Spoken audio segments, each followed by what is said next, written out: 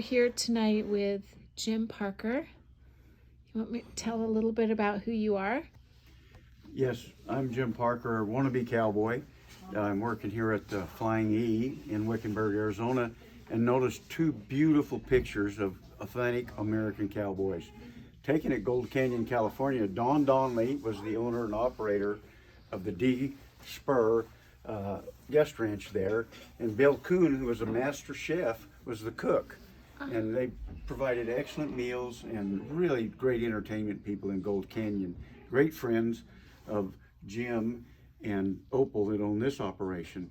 So this particular picture was taken in the 1990s out there at Gold Canyon. Unfortunately, a lot of that area has grown up with the housing boom. And so it is still part of the West, but not as Western as the Flying E. Who took that picture? I don't know who the photographer was. There's a name printed on here, but I'm not familiar, and it's not totally legible. But there's another picture over here, if you care to look at it, that's a little more celebrity laden, I guess you could say.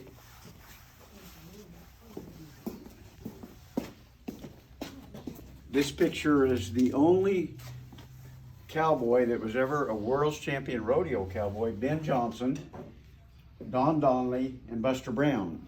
And Don Donnelly, again, was the owner-operator of Gold Canyon Stables. Buster Brown was a renowned rodeo cowboy from Fort Sumner, New Mexico, and close personal friend of Ben Johnson's.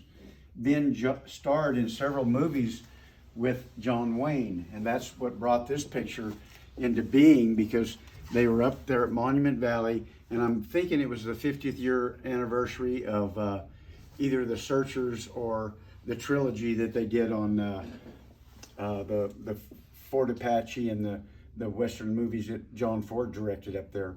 It's a very historic picture, and all three of those guys were sure enough legitimate cowboys and world's champions, and great people to be around. They were having a good time up there at that ride.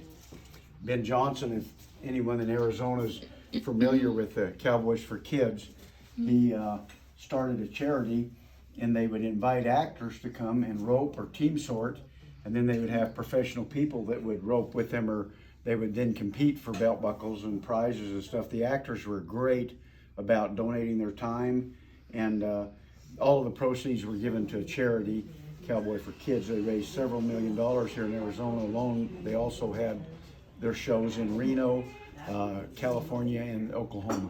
That's amazing. Thank you for sharing that. Listen, I have another question for you, if you're open to it.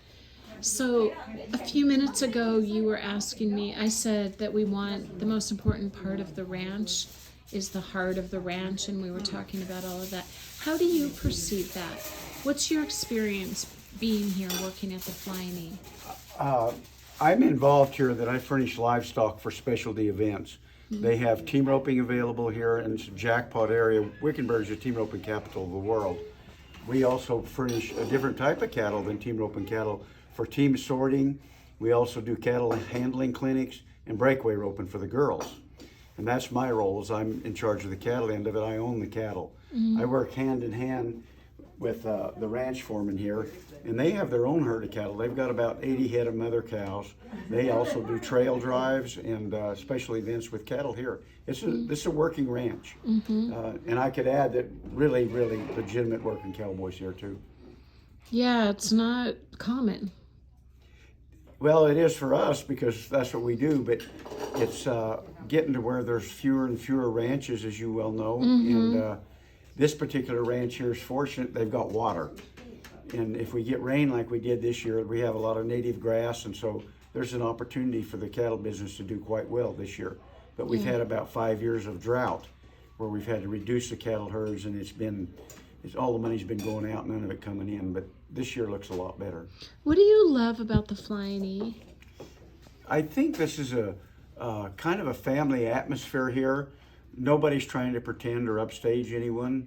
You just feel welcome when you get to this facility.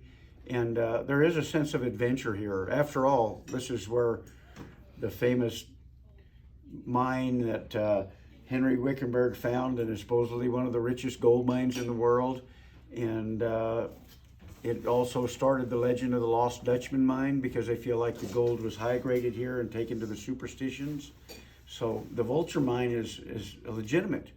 There's a lot of Western activity here, and if you like that kind of stuff and you want to be involved in it, there's no better place to be. Yeah, absolutely. Everyone is really legitimately authentic, to use your words. Yeah, it's been fun. I mean, the atmosphere here is. We're going to do it the cowboy way, but we're going to have fun doing it. Yes, I love that. Thank you so much for sharing with us. Yes, ma'am.